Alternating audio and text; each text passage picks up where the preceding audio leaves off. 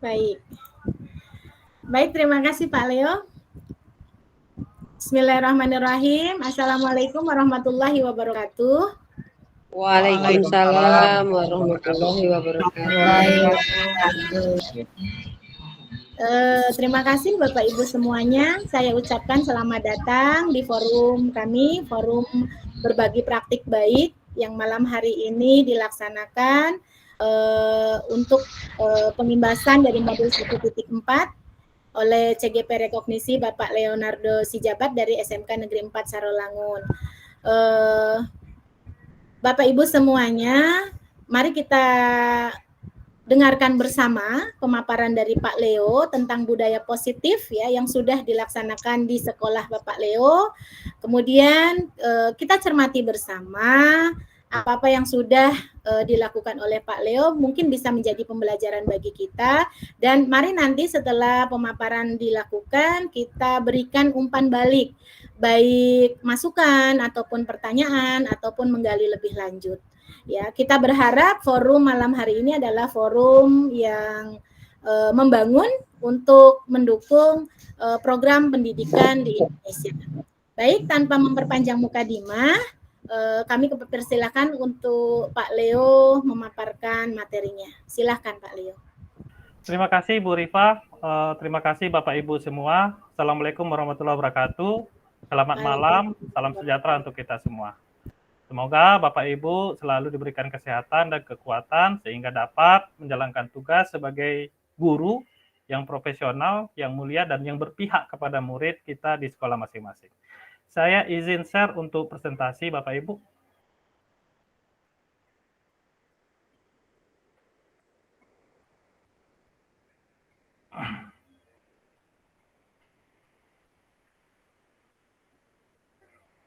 Sudah terlihat Ibu Rifa? Sudah Pak Leo. Baik. Perkenalkan, nama saya Leonardo Sijabat, saya guru di SMK Negeri 4 Sarolangun. Saya juga sama dengan Ibu Rifa, pernah menjadi pengajar praktik, dan saat ini juga fasilitator guru penggerak, kemudian juga sebagai CGP Rekognisi, kemudian juga kebetulan saya juga menjadi Duta Teknologi Kemdikbudristek tahun 2018. Nah, sama dengan apa yang disampaikan oleh Ibu Rifa tadi, materi presentasinya, namun ada perbedaan dalam aksi nyata yang dilakukan. Nanti juga saya akan mempresentasikan aksi nyata melakukan restitusi pada pembelajaran daring, Bapak Ibu ya. Mungkin Bapak Ibu yang di luar Provinsi Jambi, kami kabarkan bahwa kami saat ini dalam kondisi daring pembelajaran di Provinsi Jambi. Sudah 1 minggu karena kabut asap yang sudah mengkhawatirkan tidak sehat lagi. Jadi pemerintah dalam hal ini Dinas Pendidikan Provinsi Jambi mengambil kebijakan untuk melakukan pembelajaran daring. Nah, pembelajaran daring bukan berarti kita tidak bisa melakukan restitusi, bisa juga. Nah, nanti akan saya lihatkan, presentasikan bagaimana melakukan restitusi dalam pembelajaran daring tersebut. Nah, latar belakang yang menyebabkan hal saya melakukan ini adalah penerapan budaya positif di sekolah itu adalah wujud keberpihakan kita kepada murid, Bapak Ibu. Nah, budaya positif dilakukan secara kolaboratif dan melibatkan siswa dalam mewujudkannya. Melalui budaya positif, guru dapat melakukan prakarsa perubahan yang akhirnya dapat terwujud visi guru penggerak, sehingga kualitas pendidikan yang terjadi di sekolah dapat optimal untuk mewujudkan siswa yang berkarakter profil pelajar Pancasila. Nah, kemudian tujuannya adalah menumbuhkan budaya positif melalui segitiga restitusi, memperhatikan kebutuhan siswa dan melibatkan siswa dalam membangun keyakinan kelas, sehingga terwujudnya siswa yang memiliki profil pelajar Pancasila, Bapak Ibu. Nah, apa tolak ukurnya? Tolak ukurnya adalah 1, guru melakukan segitiga restitusi agar siswa dapat menjadi pribadi yang dapat menyelesaikan permasalahannya sendiri dengan berkesadaran penuh. Jadi tidak dari motivasi eksternal, tapi dari motivasi internalnya, motivasi intrinsik. Yang kedua, guru bertindak sebagai manajer dalam melakukan segitiga restitusi. Yang ketiga, memperhatikan kebutuhan siswa dalam proses pembelajaran. Yang keempat, melibatkan siswa dalam membangun keyakinan kelas. Yang kelima, terciptanya keyakinan kelas yang dibuat bersama. Yang keenam, keyakinan kelas berdasarkan nilai-nilai kebajikan universal dan profil pelajar Pancasila. Nah, ini masa tindakannya adalah, nah, utamanya sebelum kegiatan dilaksanakan, saya sebagai guru melakukan sosialisasi kepada kepala sekolah, wakil kepala sekolah, rekan-rekan guru, dan siswa, sosialisasi terkait penerapan budaya positif di sekolah. Nah, ya. Kemudian baru saya menjelaskan keyakinan kelas bersama siswa di kelas, serta melibatkan siswa dalam membangun keyakinan kelas. Nah, kemudian setelah itu baru saya dengan siswa itu membangun keyakinan. Dalam hal ini tercipta nanti keyakinan kelas yang telah disepakati bersama. Kemudian yang tahap ketiga nanti guru mengidentifikasi siswa yang akan melakukan kegiatan segitiga restitusi bersama. Kemudian mengajak siswa berdialog dan melakukan segitiga restitusi. Nah, ini adalah di masa tindakan aksi nyata saya. Nah, dukungan yang dibutuhkan dalam pelaksanaan ini adalah tentunya kita tidak bisa bergerak sendiri, kita harus berkolaboratif, dalam hal ini dukungan dari seluruh warga sekolah. Mulai dari kepala sekolah, wakil kepala sekolah, rekan-rekan sejawat, staf tata usaha, murid, security, dan semua pihak-pihak yang berkepentingan dengan pendidikan di sekolah tersebut. Kemudian, dedikasi dari seluruh warga sekolah untuk menjadi role model dalam implementasi budaya positif itu. Jadi, sekolah adalah sebagai tempat pembentukan karakter. Nah, maka orang-orang yang ada di sekolah tersebut harus menjadi role model bagi murid-murid kita. Kemudian kolaborasi warga sekolah, orang tua siswa, dan masyarakat dalam penerapan budaya positif di sekolah dan lingkungannya. Nah, ini dukungan bagaimana supaya budaya positif itu dapat dilaksanakan pada satuan pendidikan masing-masing. Nah, bagaimana implementasi budaya positif di sekolah, khususnya di SMK Negeri 4 Sarolangun? Nah, dalam hal ini saya akan memaparkan tentang keyakinan kelas, kebutuhan dasar manusia, 5 posisi kontrol, dan segitiga restitusi untuk murid. Nah, seperti yang disampaikan oleh Ibu Rifa tadi, budaya positif di sekolah yaitu nilai-nilai dan kebiasaan-kebiasaan di sekolah yang berpihak kepada peserta didik agar mereka dapat berkembang menjadi pribadi yang kritis, penuh hormat, dan bertanggung jawab. Jadi semuanya ini bertujuan adalah untuk berpihak kepada murid, Bapak Ibu. Nah, seperti yang kita ketahui bahwa kebutuhan dasar manusia itu ada 5, Bapak Ibu ya. Nah, yang pertama yaitu survival, kemudian ada kebutuhan kebebasan, ada kebutuhan kesenangan, ada kebutuhan penguasaan, dan ada kebutuhan cinta kasih atau ingin diterima. Nah, posisi kontrol kita sebagai guru ada 5 juga, Bapak Ibu ya. Nah, ada yang sebagai penghukum, pembuat orang merasa bersalah, ada sebagai teman, ada sebagai pemantau, dan ada sebagai manajer. Nah, mungkin kita sering melihat rekan-rekan sejawat kita, ada yang berperan sebagai teman, bisa kita refleksikan mulai dari sekarang Bapak Ibu ya. Jika kita ingin menjadi guru yang menuntun dan mengembangkan potensi peserta didik kita, kita harus memilih posisi sebagai manajer. Paling tidak sebagai teman atau pemantau begitu Bapak Ibu. Jangan menjadi penghukum atau pembuat orang bersalah, karena hal ini merupakan identitas gagal yang dapat menyebabkan trauma psikis kepada peserta didik kita. Nah, kemudian membangun keyakinan kelas bersama murid-murid di sekolah, di kelas. Nah, saya dalam pelaksanaan pembelajaran di kelas itu sudah membangun keyakinan kelas mungkin sampai sudah 2 tahun ini Bapak Ibu ya. Nah, salah satu keyakinan kelas yang ada di kelas saya itu adalah yang pertama itu tanggung jawab, yang kedua disiplin, aktif, kreatif, toleransi, dan peduli lingkungan. Nah, kemudian saya melakukan praktik segitiga restitusi kepada murid. Nah, langkah-langkah segitiga restitusi itu seperti yang disampaikan tadi bahwa menstabilkan identitas, yang kedua validasi tindakan yang salah, dan yang ketiga yaitu menanyakan keyakinan. Nah, dalam melakukan segitiga restitusi, agar segitiga restitusi itu berhasil, maka posisi kita sebagai guru adalah sebagai seorang manajer, di mana manajer ini adalah posisi di mana guru itu berbuat sesuatu bersama dengan murid, mempersilahkan murid mempertanggungjawabkan perilakunya sendiri, mendukung murid agar dapat menemukan solusi atas permasalahannya sendiri.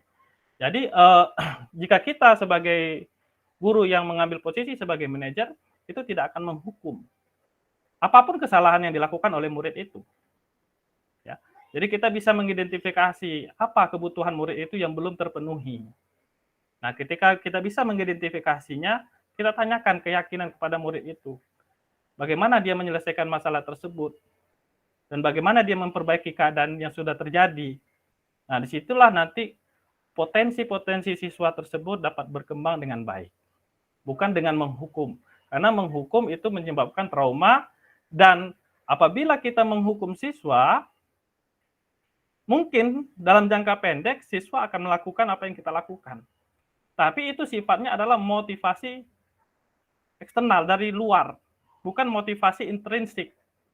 Maka dalam hal ini, hukuman maupun penghargaan itu tidak diperkenankan dalam memberikan layanan pendidikan kepada murid.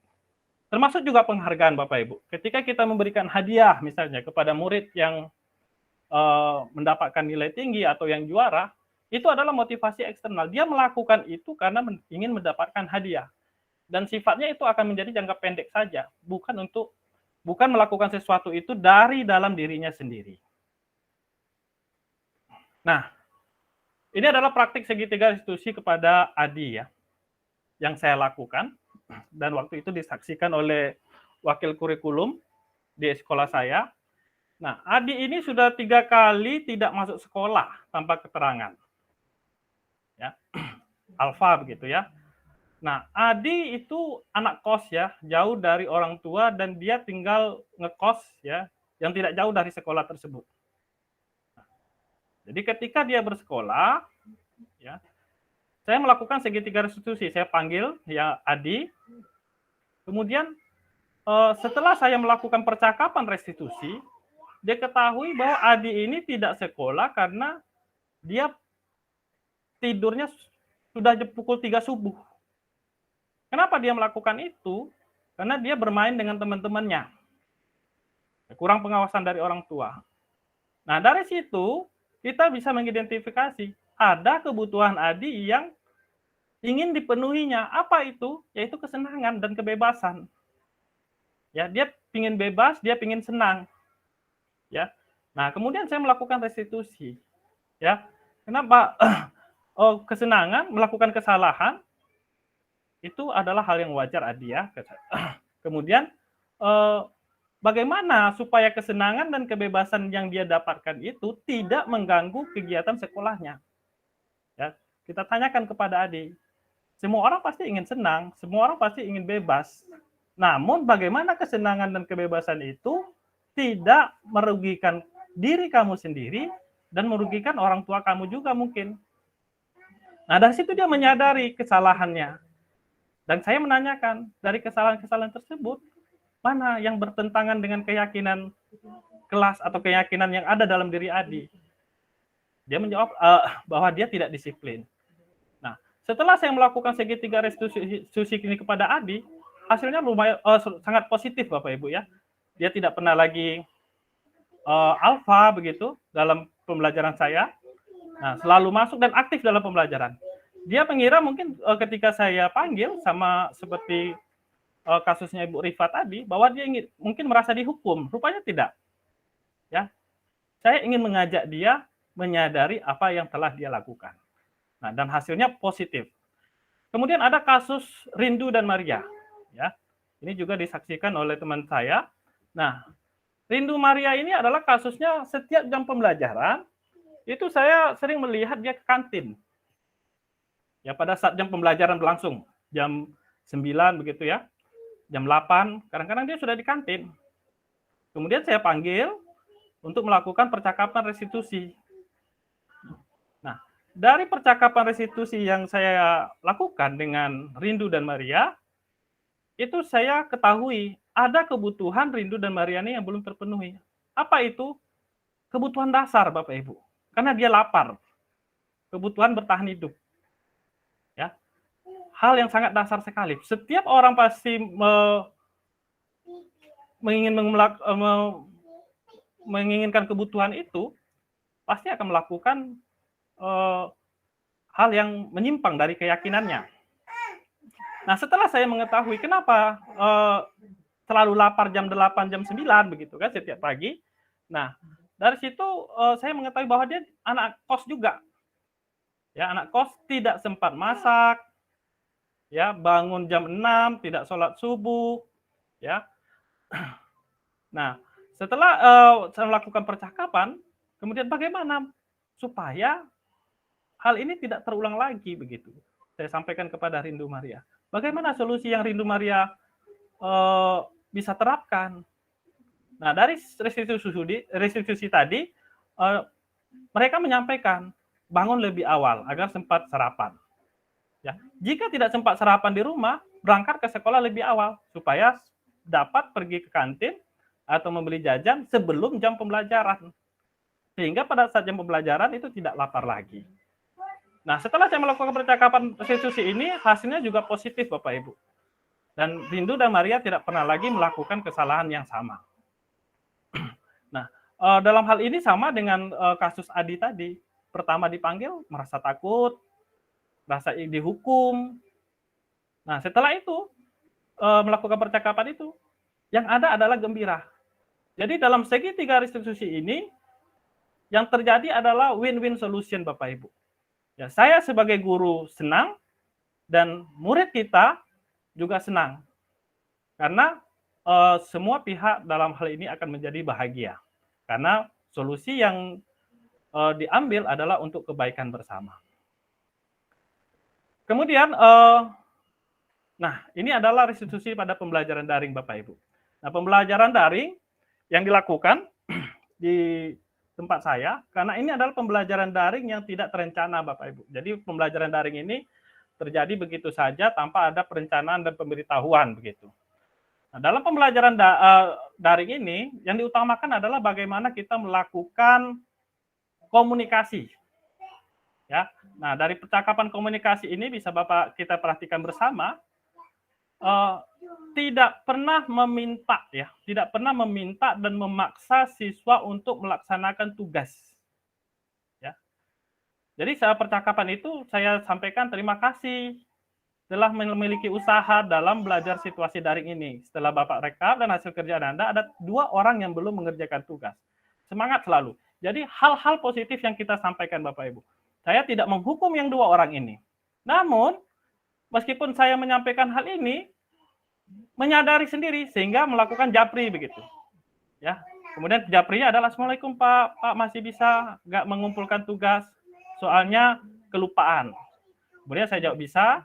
Oh, terima kasih Pak. Kemudian langsung dikerjakan begitu. Tanpa saya meminta siswa tersebut untuk melaksanakan tugas tersebut. Ya, jadi dia dapat mengetahui apa solusi yang terbaik dalam kegiatan pembelajarannya. Kemudian ini juga ya Bapak Ibu ya, dalam pembelajaran daring pasti kita akan melakukan banyak kendala-kendala. Ya. Ini percakapan, maaf Pak saya terlambat mengumpulkan tugas, soalnya baru balik kerja. Nah, ini saya sangat mengenal anak-anaknya yang namanya Awang ini, karena setiap pulang sekolah dia harus bekerja, berdagang ya di lapangan Sriwijaya. Tidak perlu menghukum Bapak Ibu. Ya, jadi nggak apa-apa terlambat, usaha Awang sangat diapresiasi.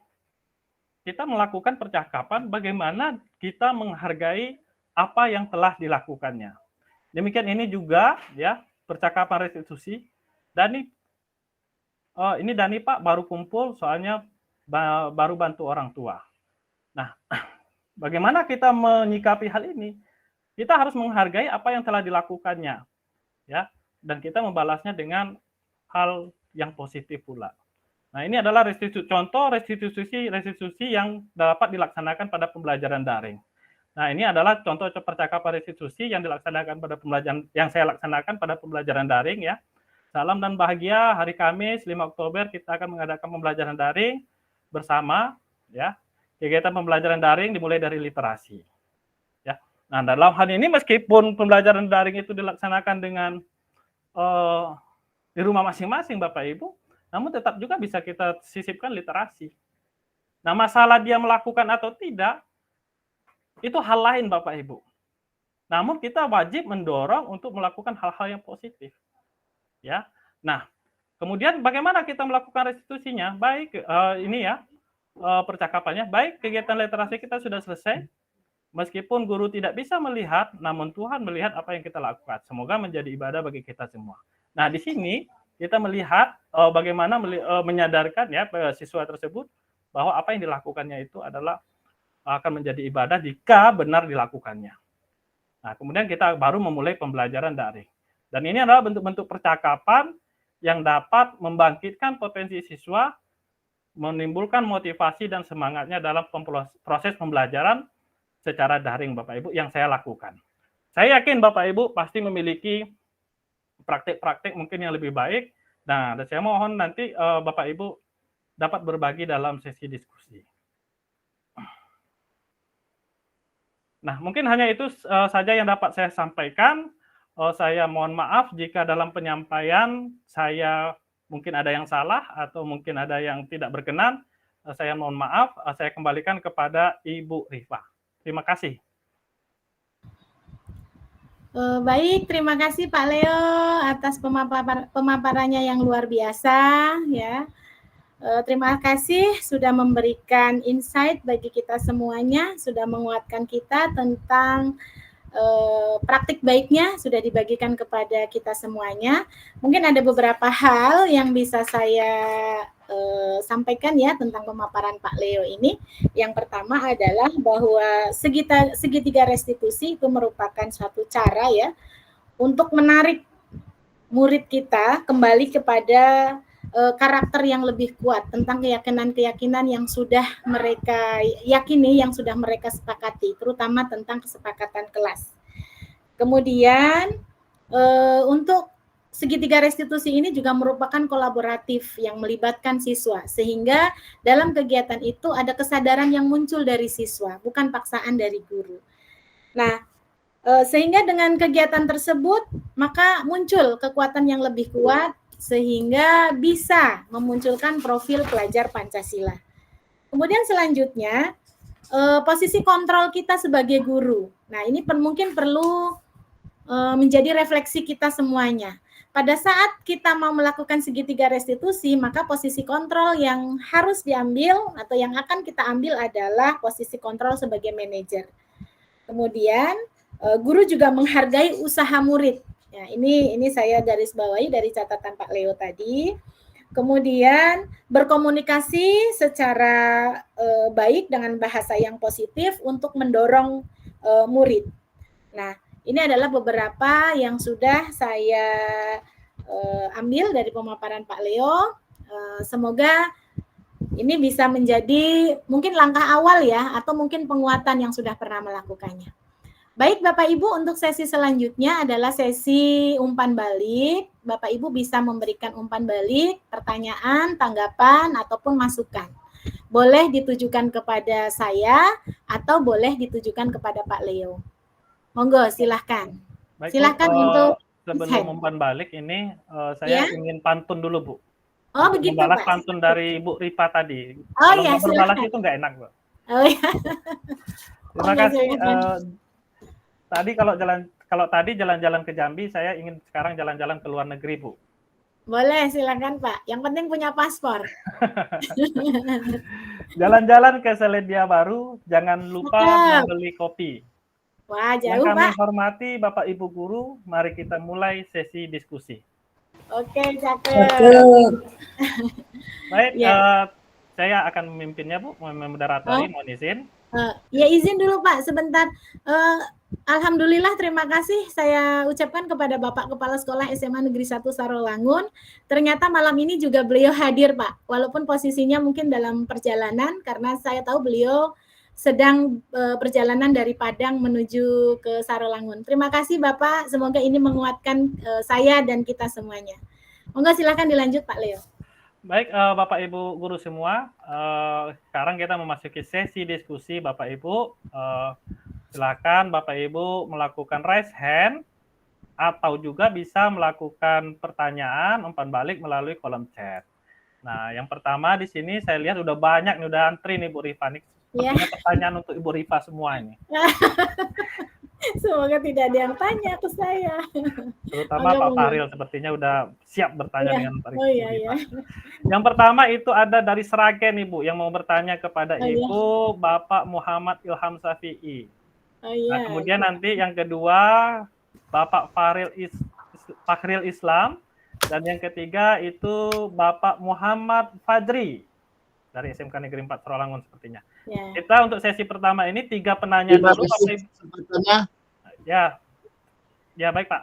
Untuk sesi pertama ini 3 penanya dulu Bapak Ibu ya. Dimulai dari Bapak Muhammad Ilham Syafi'i, yang kedua berarti Bapak Fahril Islam, dan yang ketiga yaitu Bapak Fadri. Kepada Bapak Muhammad Ilham Syafi'i kami persilakan. Ya, Bapak Leo dan juga Ibu Rifa dan juga Bapak Ibu semuanya, terima kasih atas kesempatan yang telah diberikan kepada saya. Terima kasih sekali Pak Leo tadi sudah menyampaikan praktek-praktek baik yang dapat kita contoh, ya. Walaupun mungkin saya agak terlambat ngapunten Bapak Leo, maaf. Ini saya mau berbagi saja. Kalau dalam program CGP ini kan kita digiring atau diarahkan untuk bertindak atau posisi kontrolnya sebagai manajer ya Bapak Ibu. Tapi apakah masih perlu kita menggunakan posisi-posisi kontrol yang lain dalam situasi tertentu begitu? Karena kemungkin saja posisi sebagai manajer ini kita tidak berhasil begitu. Jadi apakah memang kita diperbolehkan menggunakan posisi kontrol yang lain dalam situasi tertentu? Itu saja yang dapat yang ingin kami diskusikan Ibu Rifa dan juga Bapak Leo dan juga Bapak Ibu semuanya. Terima kasih. Terima kasih Bapak Muhammad Ilham Syafi'i. Pertanyaan yang sangat luar biasa dari Bapak Muhammad Ilham Syafi'i. Pertanyaannya kalau bisa saya ulangi yaitu adalah bagaimana jika seorang guru itu gagal dalam melakukan posisi kontrol sebagai manajer, apakah boleh menggunakan posisi kontrol yang lain begitu? Silakan dicatat dan nanti akan dijawab oleh Bu Rifa. Kemudian yang kedua saya persilakan kepada Bapak Fahril Islam. Silakan Pak.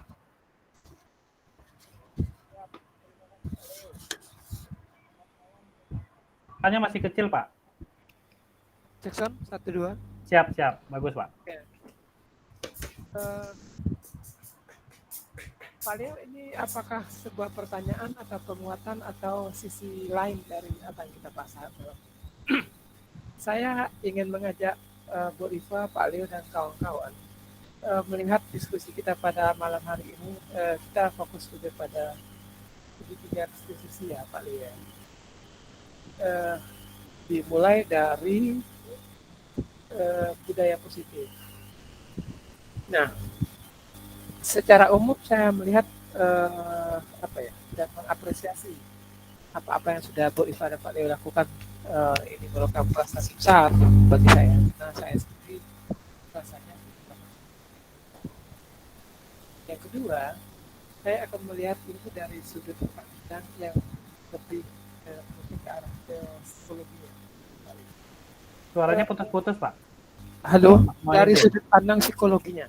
Ya, Pak. Jadi segitiga restitusi ini sebenarnya kan akar teorinya ini kan berasal dari teori kontrol dalam psikologi. Nah, dalam teori kontrol pada posisi ini guru sama siswa itu posisinya sama sebenarnya. Kita harus melihat posisi guru sama siswa itu pada kedudukan sama. Kenapa demikian? Karena dasarnya adalah 5 kebutuhan dasar manusia. 5 kebutuhan dasar manusia itu bukan saja kebutuhan yang harus dimiliki oleh siswa, tapi juga guru juga menginginkan hal yang sama. Artinya kalau guru ingin dihormati, siswa juga ingin dihormati. Begitupun sebaliknya. Kayak gitu. Kita harus pandang pada sisi itu. Lalu dalam upaya kita melaksanakan mengembangkan budaya positif, artinya budaya positif ini kan adalah penerapan nilai-nilai kebajikan. Upaya kita dalam menerapkan nilai-nilai kebajikan itu harus didorong, jangan lupa kita ada disiplin positif. Jadi disiplin positif ini pada posisi kontrol, kedudukannya pada posisi kontrol. Nah, hanya guru ini 5 posisi kontrol guru ini kan lebih dominan ya, Bu Rifat sama Pak Leo. Kenapa pada segitiga restitusi ini dibicarakan 5 posisi kontrol guru? Nah, sebenarnya murid juga dalam kedudukan dia sebagai manusia juga punya 5 posisi kontrol yang hampir sama sebenarnya. Kayak gitu. Saya setuju dengan apa yang disampaikan Bu Rifat terhadap pemetaan posisi kontrol tadi. Namun saya akan melihat ini pada posisi yang paling bawah itu, kalau nggak salah tadi itu ada penghukum ya Bu ya. Penghukum terus dan seterusnya. Nah, pada saat kita mau melaksanakan atau mengembangkan budaya positif dengan dorongan disiplin positif, apabila ada perilaku yang menyimpang, maka syarat dari segitiga restitusi itu syarat utamanya adalah kesepakatan kelas. Kalau tidak ada kesepakatan kelas, tidak ada restitusi. Seperti itu. Nah, kalau ada permasalahan, maka kita restitusi. Pertanyaannya adalah masalah yang seperti apa?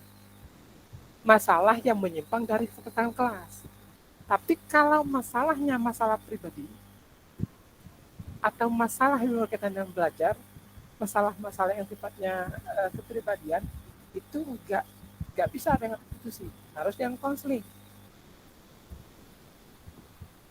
nggak bisa dengan coaching, kayak gitu. Artinya kalau coaching itu lebih setara antara guru sama guru, tapi kalau guru dan siswa itu pendekatan pada program guru penggerak itu dikenal dengan segitiga restitusi, kayak gitu. Fungsinya sama sih sebenarnya pada posisi itu. Nah, lalu Bapak dan Ibu tadi kan 5 bagian itu. Nah, pada saat kita melakukan restitusi, sebenarnya 5 posisi kontrol ini dibutuhkan, bukan duanya nggak baik, duanya lagi ideal dan yang satunya manajerial itu paling bagus. Saya kira saya melihat ini di sudut pandang yang berbeda.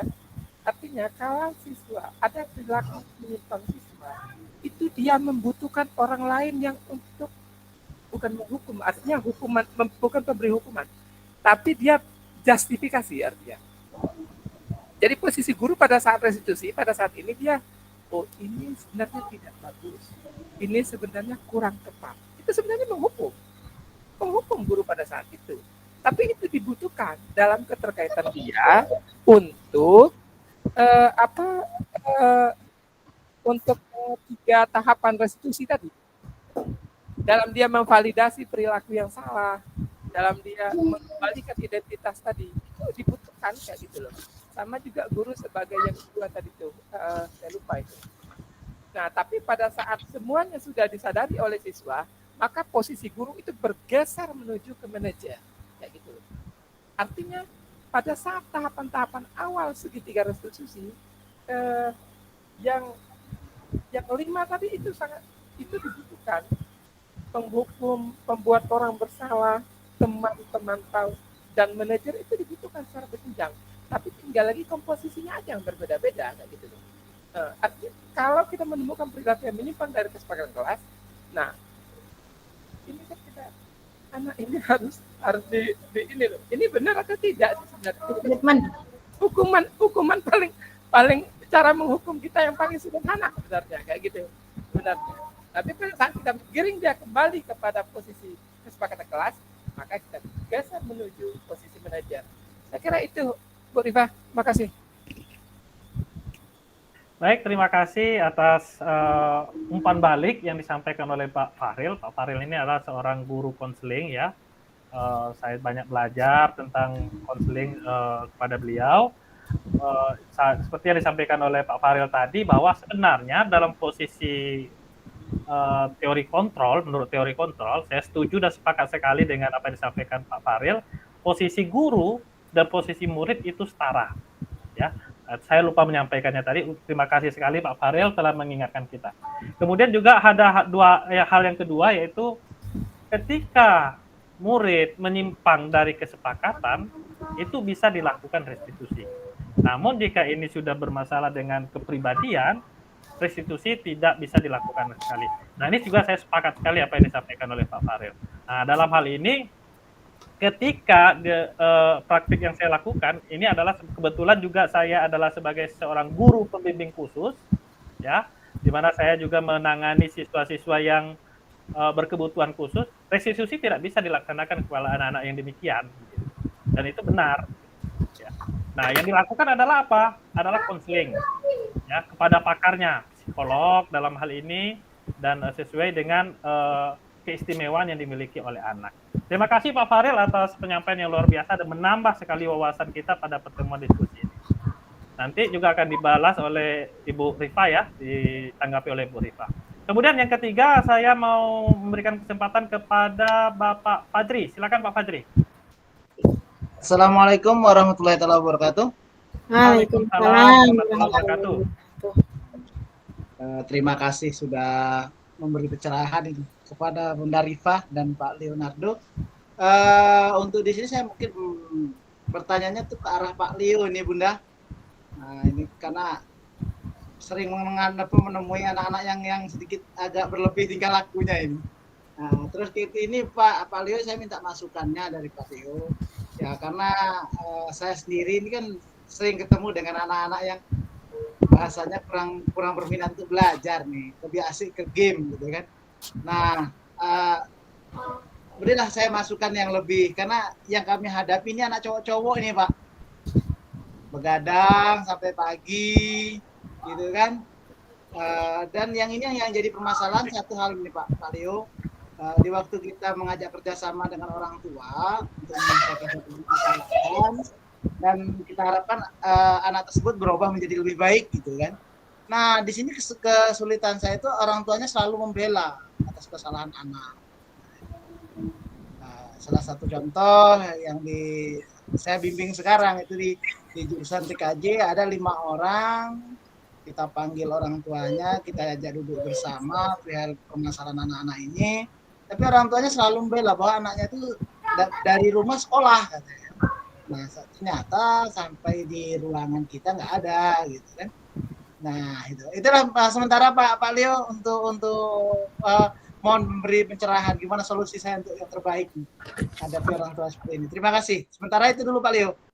Baik, terima kasih Pak Fadri. Pertanyaan yang luar biasa Pak Fadri, sangat kontekstual dengan apa yang kita alami di sekolah. Nanti juga bisa ditanggapi oleh Bu Rita. Baik, untuk sesi kedua nanti akan dibuka lagi. Di sini juga saya melihat ada di kolom chat pertanyaan atau umpan balik dari Ibu Yulianti. Ya. Kemudian nanti kita buka sesi kedua Bapak Ibu ya. Silakan Ibu Rifa untuk ditanggapi pertanyaan dari Bapak Muhammad Ilham Syafi'i, kemudian juga umpan balik dari Pak Farel, kemudian juga memberikan masukan kepada Pak Fadri. Nanti juga saya akan memberikan umpan balik. Terima kasih. Silakan Bu Rifa. Baik, terima kasih Pak Leo. Wah, luar biasa malam ini Pak Leo. Ternyata kita ketemu dengan orang-orang hebat ya. Jadi dengan sesi ini kita juga dikuatkan ya, dikasih banyak masukan, kemudian kita berdiskusi ya, yang setara, yang saling menguatkan. Nah, mungkin nanti jawaban saya tidak memberi banyak masukan kepada Bapak Ibu semuanya, tetapi setidaknya ini menjadi bahan penguatan kita bersama. Terima kasih Pak Muhammad Ilham.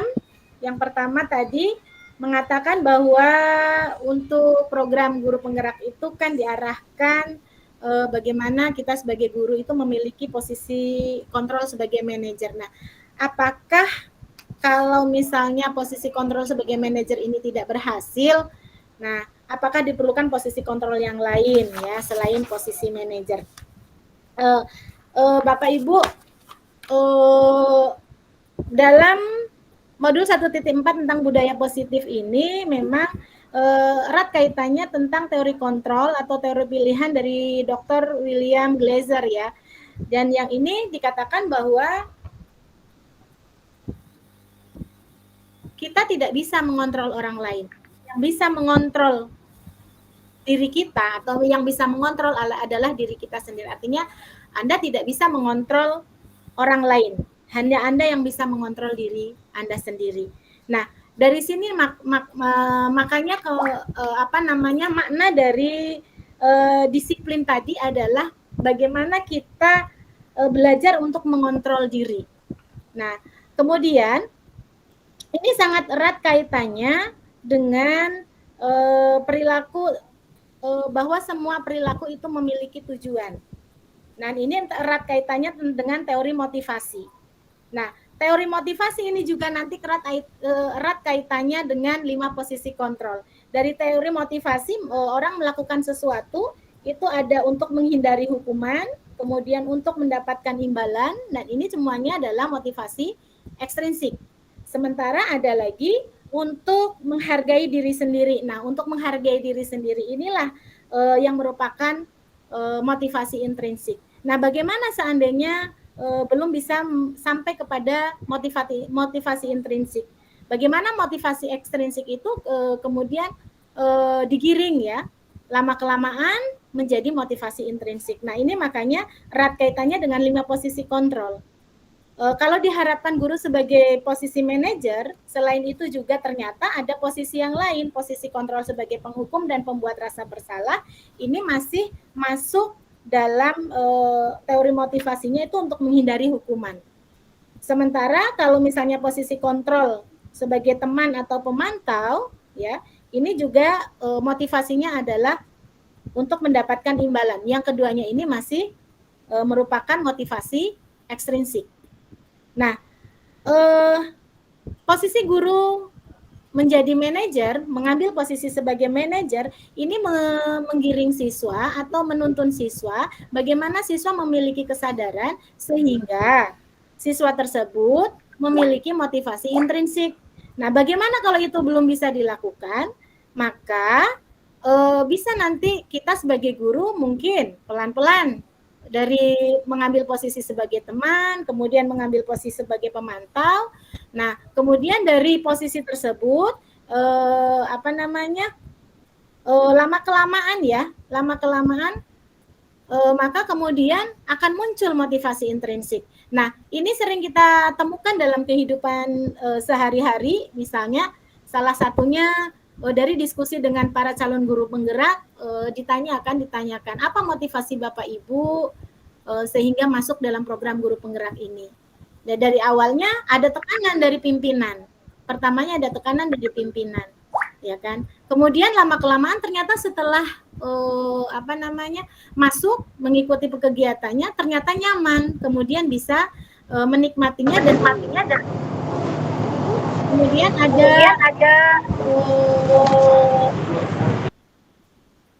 kemudian ada motivasi. Oh, ternyata apa yang sudah saya ambil, langkah yang sudah saya ambil ternyata memberi manfaat bagi saya.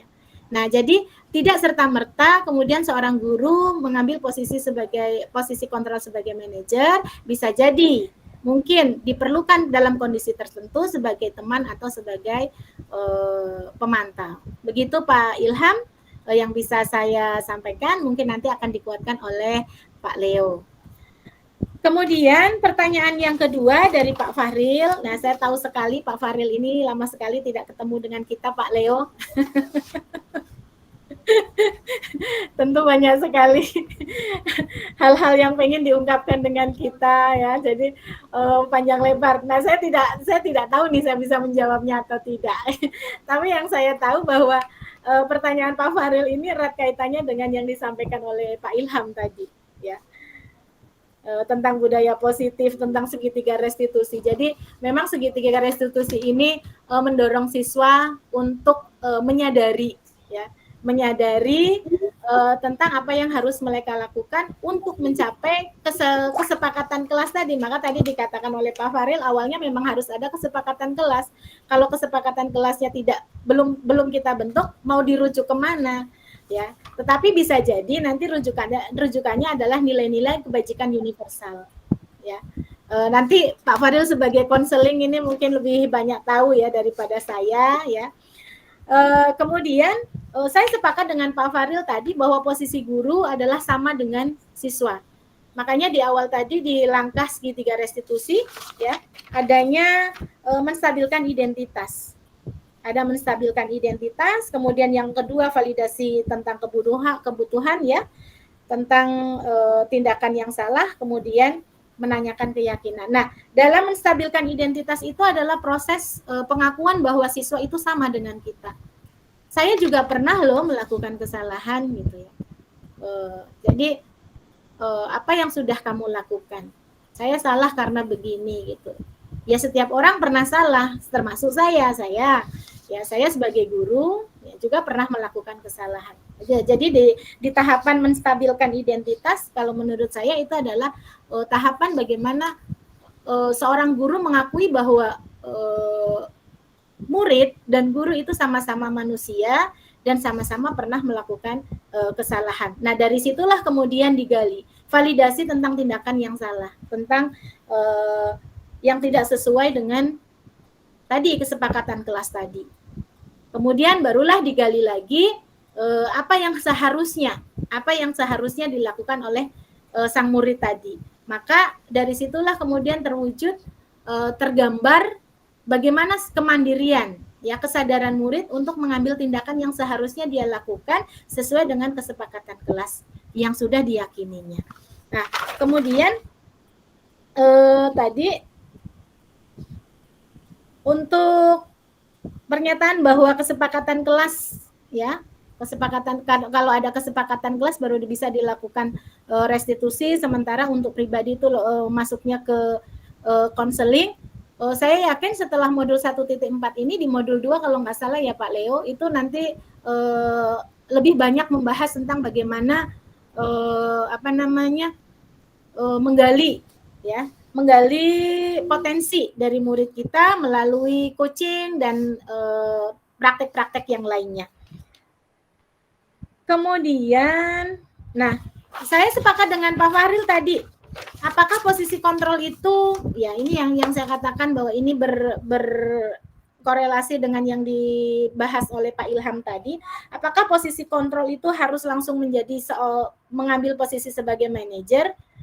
Pada saat-saat tertentu apakah posisi kontrol lainnya tidak bisa diterapkan? Saya sepakat tadi dengan penguatan yang dilakukan oleh Pak Fahril. Jadi tidak serta-merta guru bisa langsung menjadi posisi manajer, tetapi kita melihat dengan kondisi yang ada, termasuk pertanyaan dari Bu Endang Pak Leo di kolom chat, seandainya posisi manajer, seandainya segitiga restitusi itu gagal dilakukan, ya ternyata setelah dilakukan segitiga restitusi itu tidak ada dampak pada sang murid. Nah ini kaitan juga dengan yang sudah disampaikan oleh Pak Leo tadi, bahwa kewajiban kita sebagai guru adalah menuntun, mengarahkan mereka, menunjukkan pada mereka mana jalan yang seharusnya ditempuh untuk mencapai tadi 5 kebutuhan dasarnya. Kalau 5 kebutuhan dasarnya sudah terpenuhi, maka seorang murid atau seorang guru yang merupakan manusia juga akan mencapai kebahagiaan yang setinggi-tingginya. Jadi seandainya restitusi itu gagal, maka ya dicoba lagi. Artinya dilakukan treatment-treatment yang selanjutnya, ya. Jangan pernah bosan untuk terus menuntun. Jangan pernah bosan untuk terus melakukan yang terbaik untuk murid-murid kita. Begitu Pak Leo. Selanjutnya untuk pertanyaan yang dari Pak Fajri tadi ya, tentang bagaimana seorang orang tua ya, bagaimana orang tua yang melindungi tindakan anaknya. Nah, mungkin kalau menurut saya nanti mungkin juga akan dibahas oleh Pak Leo karena ini terkait dengan sekolah yang ada atau kasus yang ada di sekolah Pak Leo. Kalau menurut saya ini pentingnya komunikasi yang baik antara sekolah, pihak sekolah dengan pihak orang tua. Mari kita sama-sama menyadari bahwa murid adalah putra-putri kita bersama yang menjadi tanggung jawab kita bersama, bukan hanya guru di sekolah tetapi juga tanggung jawab orang tua di rumah. Jadi komunikasi yang baik antara guru dan orang tua, bagaimana menyambungkan antara informasi anak di sekolah dengan informasi anak di rumah itu kita satukan, itu bisa mendapat gambaran bagaimana perilaku siswa, bagaimana tindakan siswa, karakter siswa, sehingga kita bisa menuntunnya menjadi siswa-siswa atau murid-murid yang memang mandiri, bertanggung jawab, sehingga bisa nantinya memunculkan atau menggambarkan profil pelajar Pancasila. Mungkin dari saya itu dulu, Pak Leo. Kalau misalnya ada penguatan dari yang lainnya, dipersilakan. Sekian, monggo. Baik, terima kasih Ibu. Luar biasa sekali atas apa yang telah Ibu sampaikan. Saya izin sedikit juga menambahkan untuk berdiskusi bersama. Bapak Ibu nanti juga akan dipersilakan Bapak Ibu ya. Nah, terkait dengan pertanyaan dari Pak Ilham tadi, apakah posisi kontrol itu harus sebagai manajer dan bagaimana jika gagal dalam memposisikan diri sebagai manajer? Begini Bapak ya, jika kita melakukan posisi kontrol itu sebagai penghukum atau pembuat rasa bersalah, itu yang terjadi adalah motivasi eksternal dan sifatnya jangka pendek. Apakah itu diperlukan? Diperlukan, Bapak. Ya, dalam situasi tertentu. Contohnya bagaimana? Contohnya adalah ketika ada dua siswa berkelahi dan itu terjadi kontak fisik. Nah, kita di situ harus menjadi penghukum untuk sementara itu supaya tidak terjadi kontak fisik yang lebih berat, lebih panjang, kan begitu Bapak Ibu ya. Terpaksa kita harus mendorong yang satu dengan satu lain dalam dan sifatnya itu jangka pendek. Jadi ketika dia bertengkar berhenti berkelahi itu karena faktor eksternal. Dan itu usaha yang terbaik pada saat itu Bapak Ibu semuanya. Namun jika kita menginginkan proses pendidikan yang jangka panjang dan berhasil yang sesuai dengan potensi anak didik kita yang dibutuhkan itu adalah motivasi intrinsik, ya, untuk potensinya bagaimana dia berkembang sesuai dengan bakat dan minat yang dimilikinya. Itu nggak bisa digunakan motivasi eksternal, harus motivasi intrinsik yang berasal dalam dirinya sendiri. Begitu cara penggunaan posisi kontrol ini. Nah, kadang-kadang kita bisa sebagai teman, Bapak Ibu ya. Kalau ibaratnya kalau kita membayangkan kita sebagai manajer terus itu sepertinya luar biasa ya. Tidak ada ya seperti orang seperti itu saya rasa ya. Kadang-kadang kita bisa menjadi sebagai teman. Kita kadang-kadang juga bisa sebagai pemantau. Nah, dalam hal segitiga restitusi, posisi kita harus sebagai manajer agar kegiatan segitiga restitusi itu dapat berhasil. Begitu kira-kira penambahan dari saya. Kemudian saya tidak, kalau untuk pertanyaan dari Pak Fahril, saya rasa tidak perlu saya tambahkan atau saya tanggapi karena sudah disampaikan dan sudah saya sampaikan juga tadi. Kemudian pertanyaan dari Pak Fajri ya. Nah, kasus ini sudah pernah saya tangani karena saya pernah berdiskusi dengan ketua program jurusannya, ya. Dan saya sudah melakukan segitiga restitusi kepada Ananda yang bernama Denny, ya. Dan hasilnya luar biasa. Coba Bapak perhatikan nama Ananda Denny itu apakah sudah ada perubahan atau tidak begitu. Nah, itu saya lakukan segitiga restitusi Pak Fajri ya, bersama dengan Bu Her. Ya, Bu Her guru bimbingan konseling kita. Itu saya lakukan restitusi kepada Denny. Dan setelah saya lakukan segitiga restitusi kepada Ananda Denny itu, hasilnya luar biasa. Saya melakukan pemeriksaan terus kepada Ananda Denny dan memantau terus gitu apa yang dilakukan itu. Ini adalah siswa TKJ. Kemudian memang ada beberapa siswa yang terjadi mungkin dalam tanda kutip sangat kreatif ya. Saya tidak bisa menyebutnya nakal, sangat kreatif ya. Nah, perlu Bapak kita identifikasi Bapak ya. Apakah sekolah itu, kelas itu tempat menyenangkan bagi mereka? Itu perlu kita sebagai guru kita harus bertanya juga seperti itu. Jangan menuduh atau menyalahkan murid kenapa dia sering tidak hadir, kenapa dia tidak mau belajar, kenapa dia tidak mau melaksanakan tugas. Nah, terkait dengan 5 kebutuhan tadi, apakah 5 kebutuhan tadi ketika dia berada di sekolah atau di kelas dapat terpenuhi atau tidak begitu? Nah, kemudian apakah ada keyakinan-keyakinan di kelas itu yang sudah diciptakan oleh kita sebagai guru? Itu dipertanyakan juga dulu Pak Fajri. Kemudian terkait dengan orang tua yang membela kesalahan anaknya. Nah, ini perlu kita lihat apakah benar orang tua tersebut melindungi anaknya yang bersalah. Saya yakin orang tua melakukan itu ada dasarnya juga. Nah, dalam hal ini Pak Fajri ya, nanti kita bisa melakukan semacam pembimbingan ya kepada anak-anak tersebut, karena dalam hal-hal kasus yang terjadi di situ saya melihat ya, dan saya sudah menangani juga, karena di kelasnya Pak Fajri itu jarang terjadi proses KBM. Ya, kalau proses KBM itu jarang sekali terjadi gitu. Jadi wajar saja anak-anak akan keluar. Mana mau anak-anak disuruh duduk terus di kelas meskipun gurunya tidak ada. Saya pun kalau disuruh duduk di kelas gurunya nggak ada, saya nggak mau. Saya akan pergi keluar jalan-jalan. Gitu. Itu yang terjadi pada Pak Fajri. Dan mungkin anak-anak itu bercerita kepada orang tuanya. Dan mungkin terjadilah hal yang seperti itu Pak Fajri. Ya. Itu yang mungkin bisa saya sampaikan dan mungkin nanti bisa kita bahas bersama-sama di sekolah. Yang pasti saya sudah melakukan kegiatan segitiga restitusi kepada Ananda yang bernama Denny di kelas Bapak. Demikian mungkin yang bisa saya sampaikan. Berikutnya kita masuk sesi kedua. Terima kasih. Sedikit Pak Leo. Ini Ya, ada satu pertanyaan di kolom chat yang belum kita bahas dari Ibu Yulianti tadi. Menanggapi 5 kebutuhan dasar manusia, selain 5 kebutuhan dasar tersebut, ada kebutuhan mendasar yaitu kebutuhan religius sebagai pengontrol perilaku kehidupan kita. Pertanyaannya adalah di mana kita memposisikan kebutuhan religius ini. Mungkin sedikit saya jawab Pak Leo. Untuk 5 kebutuhan dasar yang sudah disampaikan tadi adalah kebutuhan untuk bertahan hidup, kemudian kebutuhan rasa sayang dan rasa diterima, kemudian ada power atau penguasaan, kemudian ada kebebasan dan ada kesenangan. Kalau boleh saya memberikan pendapat bahwa kebutuhan untuk melakukan kegiatan peribadatan atau beribadah atau religius itu masuk ke dalam kebutuhan kebebasan. Jadi kebutuhan bahwa kita sebagai manusia diberikan kebebasan untuk melakukan kegiatan sesuai dengan keyakinan kita. Begitu Pak Leo, mungkin Pak Leo.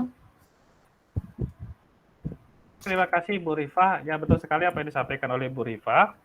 Nah, 5 kebutuhan dasar itu adalah teori dari William Glasser ya Bapak Ibu ya. Teori tentang kebutuhan manusia ini banyak sekali. Ada teori kebutuhan Abraham Maslow, hierarki kebutuhan. Ada di situ 7 jenis kebutuhan. Kemudian juga ada teori piramida terbalik. Nah, dari teori ini nyangkut dengan apa yang disampaikan oleh Ibu Yulianti ini, bahwa teori religi itu adalah kebutuhan yang paling mendasar bagi manusia. Nah, kebetulan Ibu Yulianti ya, dalam pendidikan guru penggerak ini yang dipakai adalah teori dari William Glasser. Namun hakikatnya bisa berkesesuaian bahwa religi itu adalah masuk dalam kebutuhan kebebasan. Demikian mungkin yang saya tambahkan. Kemudian kita masuk ke sesi kedua. Ada Pak Sumim. Silakan Pak Sumim. Mungkin sesi kedua saya yang mandu Pak Leo. Pertanyaannya Boleh. nanti ya, baik. Baik, terima kasih Bapak Ibu. Untuk sesi pertanyaan selanjutnya kami akan menampung ya pertanyaan-pertanyaan ataupun umpan balik dari Bapak Ibu semuanya. Boleh Bapak Ibu raise hand untuk agar kami bisa melihat ya Bapak Ibu yang mau menyampaikan umpan balik atau masukan atau pertanyaannya. Yang pertama Pak Sumin Sutrisno, kemudian yang kedua Ibu Neti Erawati, ya baru 2. Silakan Pak Sumin untuk menyampaikan umpan baliknya atau pertanyaannya. Baik, terima kasih. Selamat malam rekan-rekan guru hebat semua nih. Selamat malam, Sumin. Ya, mungkin kalau dari usia mungkin adik-adik saya semua gitu ya. Mohon maaf saya off kamera karena berada di posisi khusus gitu. Ya, nggak apa-apa. Oke, yang pertama apresiasi ya untuk Bu Ripa, Pak Leo, kemudian Pak Fahril, juga yang lainnya. Jadi kita saling menguatkan dalam rangka mencapai tujuan bersama gitu. Tadi saya ingin kasih masukan sih, komentar sedikit dari Pak Fajri ya, boleh ya? Boleh, Tadi Pak Pak Sumit. Fajri ada kalimat bahwa orang tuanya itu seakan-akan membela katanya. Ketika ditanya, oh anak saya pergi sekolah, sebetulnya itu bukan membela ya, itu mengasih alasan karena ketidaktahuan gitu. Sehingga kita punya latar belakang untuk bisa merespon supaya nanti anaknya juga membuktikan kalau memang tidak ada di sekolah gitu kira-kira. Jadi kalau ada bahasa itu kategorinya sepertinya bukan membela anaknya gitu. Jadi kriteria saya bilang dia itu sebetulnya tidak tahu kalau anaknya memang tidak masuk sekolah gitu. Semua orang tua bisa tanya gitu, pasti itu jawabannya, oh anak saya sekolah Pak, Bu. Kira-kira seperti itu ya. Jadi kategorinya bukan membela itu, karena ketidaktahuan. Itu yang pertama ya. Terus yang kedua mungkin tadi dibangun komunikasi antara orang tua dengan guru. Karena kita juga sebagai guru, tentu komunikasi itu harus diintensifkan. Harus intensif. Karena ada teori komunikasi yang dipelajari di perguruan tinggi, maka satu 8 semester ya. Itu jadi sarjana komunikasi gitu. Begitu pentingnya komunikasi. Kemudian yang kedua, saya juga mengapresiasi langkah-langkah yang dilakukan oleh para fasilitator yang sekarang untuk melakukan rekognisi ya. Selamat dulu lah atas langkah-langkahnya. Saya yakin nanti juga ada banyak yang nyusul. Kemudian yang ketiga, dari teori yang ada di modul 1.4 sudah saya baca, ada beberapa yang saya punya praktekan, tapi juga ada yang karakternya tidak cocok pakai teori itu gitu. Maka saya berusaha untuk mencari teknik dari teori yang lain lalu praktekkan. Dalam identifikasi saya bahwa anak ini karakternya berbeda nih. Kalau Bu Ripa tadi anak IPA gitu ya, anak IPA yang tidak melakukan tugas pada saat jam pembelajaran, tugasnya tidak dilakukan. Kemudian dilakukanlah dari teori yang ada di 1.4, yaitu teori restitusi. Dan dampaknya positif gitu ya. Saya juga pernah melakukan itu tapi pakai teori lain gitu. Maka tadi Pak Leo mengatakan bahwa teori itu banyak tergabung dalam teori-teori yang lain. Contohnya dia ada teori motivasi, Abraham Maslow, ya kan? Salah satunya yang paling penting di situ adalah ada pengakuan eksistensi diri. Ya, anak-anak ini perlu itu sebetulnya, perlu diperhatikan gitu. Maka kembali kepada tadi, ketika ingin kita melakukan hal itu, saya paling penting adalah lihat karakternya dulu. Kalau anak IPA mungkin dengan teori Bu Ripa tadi dipraktekkan dalam restitusi, itu dampaknya positif sekali gitu ya. Ada anak-anak yang lain gitu ya, yang kita pakai teori itu nggak berdampak. Seperti tadi dikatakan di salah satu pertanyaan tadi ya, kok tidak berdampak ya? Jadi pertanyaannya dua, apakah sudah terpenuhi indikator dari teori itu dengan prakteknya, atau gitu kan belum maksimal? Atau tadi kita harus melihat, oh ini karakter harus pakai teori yang lain kata ini, pakai teknik yang lain, itu bahasanya ya. Saya pikir mungkin itu yang perlu saya sampaikan, karena dalam hal ini juga saya melakukan eksperimen. Selama melakukan eksperimen tentu ada data-data yang perlu saya revisi, termasuk ke Bu Ripa sering juga berkomunikasi. Dan sebagai guru saya punya kebatasan waktu ketika ingin melakukan itu. Pak Leo, saya yakin juga Pak Leo juga seperti itu, harus menyediakan waktu untuk anak-anak yang dianggap bermasalah gitu dalam pembelajaran. Nah itu mungkin kira-kira sehingga saya mencari teori-teori yang bisa membuka wawasan anak supaya sadar kembali ke fitrahnya gitu, bahwa mereka tuh luar biasa sebetulnya, potensinya juga ada, cuma belum ditemukan aja mungkin. Nah itu tugas utama kita, menemukan potensinya, menggiring dia kembali ke kesadaran yang paling puncak, yaitu bagaimana bisa berperan dalam dirinya, kemudian berdampak pada yang lainnya. Mungkin itu yang bila saya sampaikan. Mudah-mudahan kita sama-sama mencari wawasan yang lebih panjang dan dalam rangka mencapai anak-anak kita yang kita cintai supaya berhasil di dalam kehidupannya. Terima kasih. Baik, terima kasih Pak Sumin ya, masukan dan mungkin nanti akan sharing ya dengan Pak Leo. Bagaimana seandainya restitusi ini tidak bisa diterapkan ya, karena tidak sesuai dengan karakter muridnya. Mungkin untuk murid-murid tertentu tuh bisa langsung diterapkan tentang praktek segitiga restitusi. Tetapi untuk murid-murid tertentu yang karakternya tidak sesuai, nah ternyata Pak Sumin juga sudah menerapkan ya, salah satunya dasarnya adalah teori motivasi ya, yang menghargai eksistensi diri murid, sehingga murid bisa memiliki kesadaran sesuai dengan fitrahnya. Mungkin nanti akan sharing dengan Pak Leo tentang ini. Yang kedua, dari Ibu Neti Erawati, dari Ibu Oma. Silakan, Oma. Assalamualaikum warahmatullahi wabarakatuh. Waalaikumsalam warahmatullahi wabarakatuh. Alhamdulillah pada malam ini saya diundang untuk mengikuti diskusi kita ini, sehingga kita dapat berdiskusi mengenai masalah-masalah yang kita hadapi di sekolah. Pak Bu Ripa dan Pak Leo maupun Pak Fahril, pada kesempatan ini izinkan saya menyampaikan ini sedikit dalam upaya mewujudkan siswa berprofil pelajar Pancasila di sekolah saya.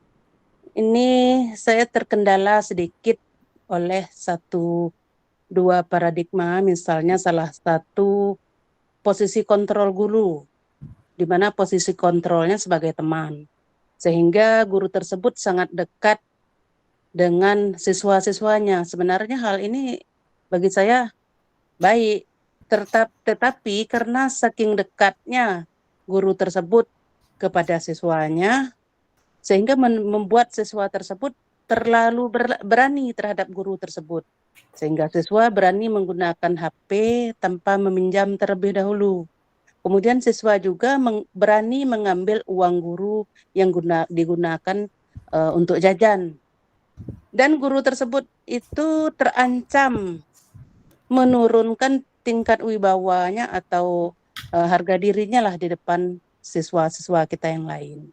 Nah, pada permasalahan atau kasus yang saya hadapi ini, mungkin ada trik atau kira-kira pendekatan apa yang bisa saya lakukan terhadap guru ataupun terhadap siswa tersebut, sehingga tidak mencederai pandangan guru tersebut kepada saya. Karena saya sudah pernah mendengar salah satu guru itu menyampaikan kepada siswa saya kepada saya bahwasanya Pak guru tersebut pernah mencium siswanya, tapi bagi saya mengambil ini aja positifnya saja, karena guru tersebut sudah ini senior. Saya rasa dia terhadap muridnya itu mungkin terlalu menyayangi begitu terhadap siswanya. Nah, pada kesempatan ini saya berharap apa kira-kira pendapat Bapak Leo maupun Ibu Ripa atau teman-teman yang lain, apa kira-kira pendekatan yang baik saya lakukan terhadap guru maupun siswa tersebut. Saya kira demikian saja. Pak Leo dan Bu Ripa, saya ucapkan terima kasih. Wassalamualaikum warahmatullahi wabarakatuh. Waalaikumsalam warahmatullahi wabarakatuh. Terima kasih Oma ya, Ibu Neti Erawati. Bapak Ibu semuanya, perlu saya kenalkan bahwa Ibu Neti Erawati adalah seorang manajer ya, seorang kepala sekolah di SD di salah satu daerah di Kabupaten Sarolangun, dan kemudian beliau juga termasuk guru penggerak Kabupaten Sarolangun di angkatan kelima atau angkatan pertama yang ada di di Kabupaten Sarolangun. Mungkin sedikit saya mengulang dari yang sudah disampaikan oleh Bu Neti tadi, bagaimana ya upaya yang bisa dilakukan atau pendekatan apa yang bisa dilakukan oleh seorang manajer atau oleh seorang kepala sekolah kepada guru dan kepada siswanya, yang guru dan siswanya ini sudah sangat dekat ya, dengan posisi kontrol sebagai teman mungkin ya, sehingga murid tadi, siswa tadi itu terlalu berani kepada gurunya, sampai kemudian terjadi tindakan yang mungkin tidak kita inginkan sebenarnya ya, tetapi masih dipahami karena gurunya sudah senior dan mungkin itu bentuk rasa sayangnya. Nah, mungkin ini nanti bisa dibahas lebih lanjut oleh Pak Leo. Sudah siap Pak Leo untuk membahasnya? Ada 2 pertanyaan nampaknya ini. Siap, Bu. Kita diskusi bersama kok. Oke, silahkan. Pertanyaan pertama dari Pak Sumin atau umpan balik pertama dari Pak Sumin, dan yang kedua adalah dari Bu Neti Erawati. Silahkan Pak Leo. Baik, terima kasih Bu Rifa atas kesempatan yang diberikan kepada saya. Saya ingin menanggapi apa yang disampaikan oleh Pak Sumim, ini senior saya. Saya setuju dengan apa yang disampaikan oleh Pak Sumim, bahwa orang tua itu tidak membela kesalahan anak. Dan saya yakin, orang tua dimanapun, itu pasti tidak akan membela kesalahan anak. Nah, yang terjadi adalah seperti ini Bapak Ibu ya. Apakah nilai-nilai universal yang berlaku pada diri seseorang tersebut? Nah, itu yang sering kita harus pahami bersama dulu, duduk persoalannya. Ya, karena kita tadi membahas terkait dengan nilai-nilai kebajikan universal. Apakah ada nilai kebajikan universal yang membela kesalahan anak bagi orang tua? Saya rasa tidak ada ya. Dimanapun di dunia ini, saya rasa orang tua tidak akan melakukannya itu. Yang terjadi adalah mungkin di ketidaktahuannya yang disampaikan oleh Pak Sumim tadi. Ya, saya yakin semua orang tua itu menyayangi anaknya, dan yang orang tua itu pasti ingin anaknya berhasil. Ya, itu yang ada dalam nilai kebajikan universalnya. Nah, kemudian yang kedua, komunikasi orang tua dengan guru itu perlu. Ya, tepat sekali ya, setuju dengan apa yang disampaikan oleh Pak Sumim. Sebagai guru atau sebagai kepala sekolah, ya, kita harus menjalin kerjasama dengan semua pihak. Ya, karena pendidikan ini tidak bisa kita selesaikan sendiri. Kita hanya bisa menyelesaikan pendidikan ini secara kolaboratif, Bapak Ibu semuanya ya. Semua pihak yang ada di sekolah, tidak hanya orang tua, masyarakat, lingkungan sekitar, pemerintah. Kalau di SMK itu dengan IDUKA ya. Nah, kita harus menjalin kerjasama dan komunikasi yang baik dengan semua pihak yang berkaitan dengan pelayanan pendidikan. Nah, kemudian sedikit permasalahan yang disampaikan oleh Pak Sumim ya. Betul sekali apa dalam teori Abraham Maslow ya, itu ada kebutuhan yang paling tinggi itu adalah kebutuhan aktualisasi diri. Kebutuhan eksistensi diri itu adalah kebutuhan yang tertinggi menurut Abraham Maslow. Nah, ketika seseorang membutuhkan kebutuhan ini dan tidak tercapai, ketika dilakukan segitiga restitusi tidak berhasil. Nah, mungkin ini pada karakter-karakter kasus-kasus tertentu, ya. Nah, mungkin kita mendengar treatment tertentu pula. Nah, sampai jika saya hubungkan dengan pernyataan Pak Fahril tadi, bahwa memang benar segitiga restitusi itu tidak bisa menyelesaikan semua persoalan anak. Ya, ada anak yang harus dikonseling, ada anak yang harus di-coaching, ada anak yang bisa dengan segitiga restitusi jika itu bertentangan dengan keyakinan. Ya, dan mungkin ada anak membutuhkan perlakuan khusus. Ya, kalau kami guru berkebutuhan khusus itu ada treatment khusus sesuai dengan kekhususan anak tersebut. Ya, anak yang autis, anak yang slow learning, ya, itu treatmentnya beda-beda gitu. Jadi saya sepakat. Oleh sebab itu kita sebagai guru itu memang harus jadi pembelajar sepanjang hayat dulu. Ini sesuai dengan filosofi pemikiran Ki Hajar Dewantara. Seorang guru itu harus menjadi pembelajar sepanjang hayat. Karena pendidikan ini dinamis dan berkembang, dan kita sebagai guru harus dapat siap untuk mengikuti kedinamisan dalam dunia pendidikan ini. Gitu. Kemudian mungkin itu saja yang bisa saya tanggapi dari apa yang disampaikan oleh Pak Sumim. Nah, intinya adalah kita sebagai guru bagaimana bisa menuntun siswa untuk mencapai potensinya sehingga dia berbahagia sebagai pribadi dan sebagai anggota masyarakat dalam kehidupannya. Kemudian pertanyaan dari Bu Neti ya, kegalauan dengan Bu Neti. Nah, ini adalah kasus yang sangat unik Bapak Ibu ya. Nah, kalau kasus dari Bu Neti ini saya melihat yang kita lakukan itu treatment kepada gurunya yang sebaiknya Ibu melakukan coaching terlebih dahulu sebelum tindakan lebih jauh ya. Menurut saya Ibu sebaiknya melakukan coaching. Ini pada modul 2 ya Bu Rifa ya? Iya. Ya, ini yang hal yang sebaiknya Ibu lakukan, Ibu melakukan coaching dulu kepada gurunya. Karena jika saya melihat dari cerita Ibu, yang dilakukan oleh guru itu melanggar kode etik, bukan melanggar keyakinan nilai-nilai kebajikan universal lagi, itu melanggar kode etik. Ya, nah, langkah yang Ibu lakukan sebaiknya itu melakukan coaching kepada guru tersebut.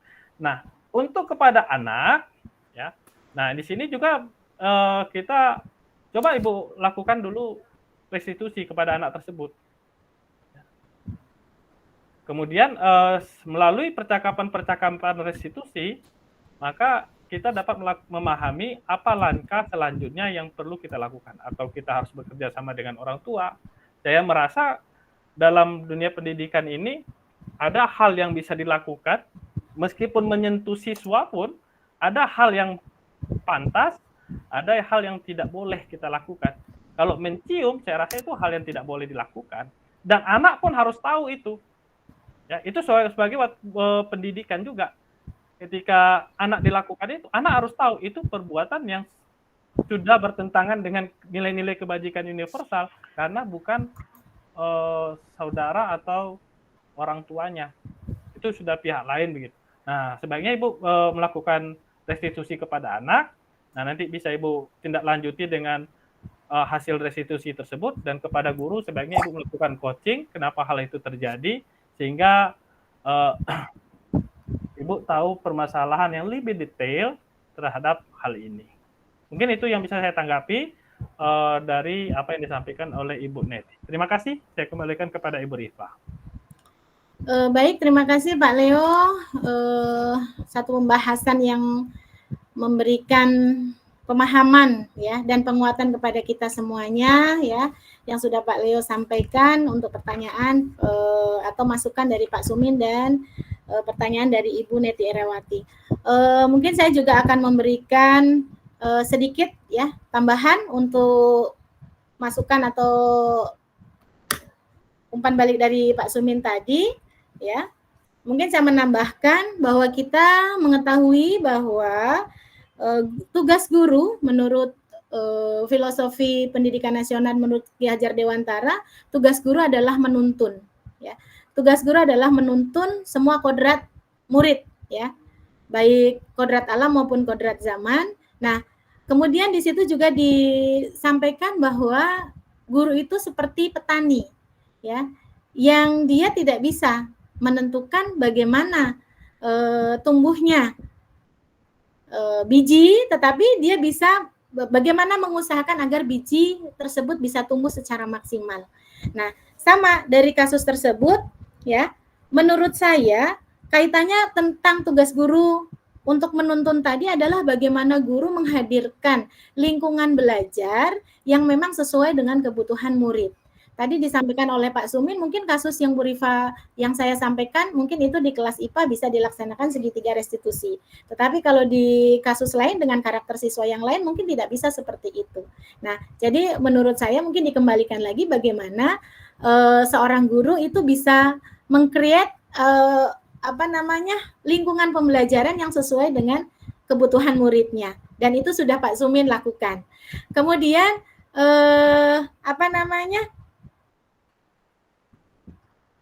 dari situ dari bagaimana kita memahami tentang lingkungan belajar, kemudian tentang pembelajaran yang memang dibutuhkan oleh murid kita, maka kita kemudian dikenalkan nantinya dengan pembelajaran yang berdiferensiasi. Nah, jadi memang perjalanannya memang panjang Bapak Ibu, dan ini semakin membuat kita ingin mengetahui lebih dalam bagaimana menggali potensi kita, menggali kompetensi kita, sehingga bisa lebih ya memaksimalkan peran kita, tugas kita, profesi kita sebagai guru untuk bisa menuntun murid mencapai potensi yang setinggi-tingginya.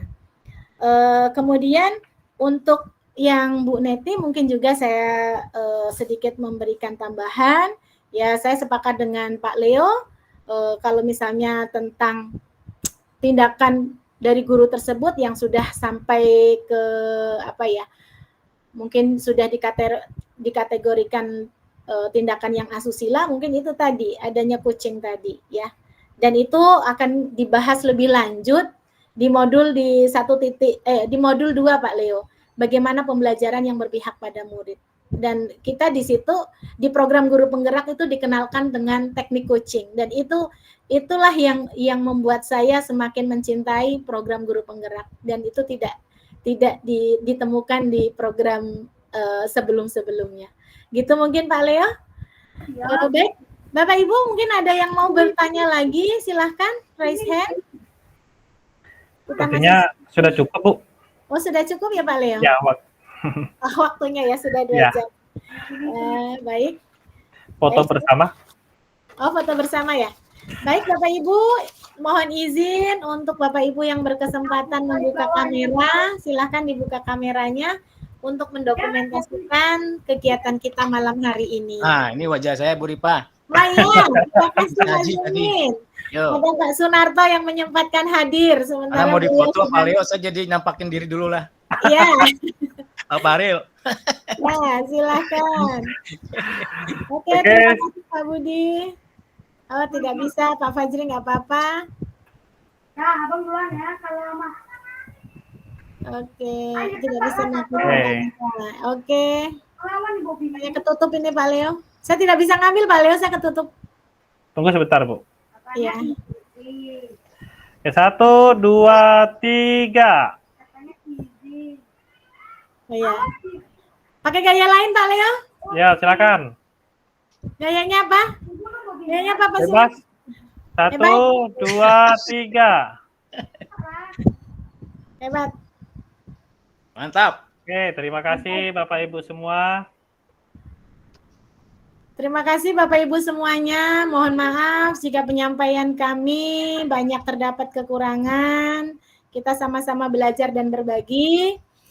Semoga suatu saat bukan hanya saya dengan Pak Leo saja yang bisa melakukan kegiatan seperti ini. Tentu akan banyak sekali kegiatan yang bisa kita lakukan seperti ini dan rasanya lebih fleksibel.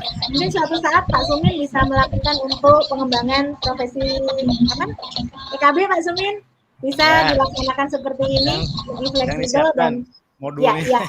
Ya. Kemudian Ini, Pak Faril, ini Bu, saya kangen Pak Faril. Salah satu bentuk budaya positif Bu, kehadiran dengan kesadaran penuh, kesadaran diri tanpa iming-iming sertifikat. Iya betul. Sertifikat tuh Pak Leo cuma dampak aja. Iya. Nanti akan mengikuti ternyata Pak Leo. Ya. Pak Faril, PP kita di angkatan ke-5 yang sekarang juga bertugas di angkatan ke-9 ya. Tetap semangat dengan Pak Sumin, dengan Pak Sunarto juga. Kemudian terima kasih kepada Bapak Ibu semuanya, CGP hebat ya, terutama yang dari Sragen, CGP saya dengan CGP Pak Leo, terima kasih banyak. Semoga nanti di kegiatan pengimbasan juga Bapak Ibu bisa mengundang kami untuk kegiatan seperti ini. Dan pada para CGP yang sudah masuk di angkatan ke-10 Pak Leo, malam ini juga banyak yang hadir yang akan melakukan seleksi tahap 2 ya. Kita doakan bersama-sama semoga lancar dan sukses dan bisa benar-benar menjadi calon guru penggerak yang akan menempuh pendidikan guru penggerak. Amin. Selamat datang Bu Seba ya. Sering-sering aja Pak Leo, Pak Bu Ripa, Pak Faril. Ya Pak Sumin. Tapi nggak merah. Ya. Dengan judul yang lain ya. Ya. Nanti boleh dikomunikasikan. Kalau misalnya Bapak Ibu menginginkan kegiatan yang seperti ini, silakan berkomunikasi. Boleh dengan saya, boleh dengan Pak Leo, atau boleh dengan ada Pak Izalmianto juga boleh ya. Merupakan koordinator guru penggerak Kabupaten Sarolangun. Kita punya komunitasnya Bapak Ibu juga boleh ya. Nanti kita support kegiatan Bapak Ibu untuk desiminasi seperti ini. Begitu Pak Leo, mungkin ada kata penutup dari Pak Leo, silahkan. Saya minta maaf jika terjadi kesalahan, ya, ucapan dan perbuatan mungkin selama pertemuan kita malam hari ini. Semoga kita dapat tumbuh dan berkembang bersama, meningkatkan kompetensi bersama. Terima kasih atas kehadiran Bapak Ibu semua, sehingga kita dapat meningkatkan wawasan kita terkait dengan budaya positif di sekolah. Demikian Bu, mungkin yang bisa saya sampaikan. Silakan Bu Rifa ditutup pertemuan kita pada hari ini. Ya, Baik, Bapak Ibu sekalian, sekali lagi kami memberikan apresiasi yang sangat tinggi sekali. Terima kasih sudah meluangkan waktunya untuk menghadiri undangan kami, Bapak Ibu dari SMK Negeri 4 Sarolangun, Bapak Ibu dari SMA Negeri 1 Sarolangun, Bapak Ibu guru penggerak Kabupaten Sarolangun, Bapak Ibu calon guru penggerak di Kabupaten Sarolangun maupun di seluruh Indonesia. Kemudian Bapak Ibu pengajar praktik, Bapak Ibu fasilitator yang juga menyempatkan hadir di malam hari ini. Insya Allah dengan saling bergandengan tangan kita tetap bisa menguatkan, sama-sama menguatkan untuk memajukan pendidikan di Indonesia. Baik Bapak Ibu semuanya, untuk mengakhiri kegiatan kita kali ini, marilah kita sama-sama membaca hamdalah karena kegiatan hari ini sudah berjalan lancar sesuai yang kita inginkan. Alhamdulillahirabbil alamin. Kemudian saya dengan Pak Leo memohon maaf apabila dalam penyampaian kami ada tutur kata ataupun ada sikap yang kurang berkenan di Bapak Ibu. Terakhir, kita tetap menjadi guru penggerak, walaupun belum jadi guru penggerak, kita akan memiliki nilai dan peran guru penggerak, tergerak, bergerak, dan menggerakkan. Salam dan bahagia Bapak Ibu semuanya, selamat beristirahat, wallahul muwaffiq ila aqwamit thoriq. Wassalamualaikum warahmatullahi wabarakatuh. Jangan pulang. Waalaikumsalam warahmatullahi wabarakatuh. Terima kasih Bapak Ibu.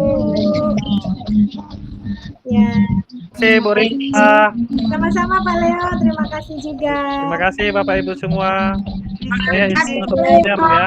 Terima kasih Bu Rini, terima kasih Pak Kurniasam, terima kasih Pak Sumi, Pak Ali, Bu Deri, terima kasih Bu Asmarni, Bu Susi. Bu Asmarni, terima kasih.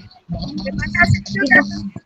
Ya, terima kasih nih sama Abi, terima kasih. Terima kasih Bu Yulianti, semoga sukses untuk tahap 2-nya. Terima kasih Bu Arlina, baru kelihatan. Ya, hati-hati di jalan dengan Pak Kepseknya. Siap Bu. Ya, terima kasih Bu Seda. Iya. Bu Ira jauh-jauh dari Limun, Pak Leo. Bu Isya Rahma Agustin, Bu Ira.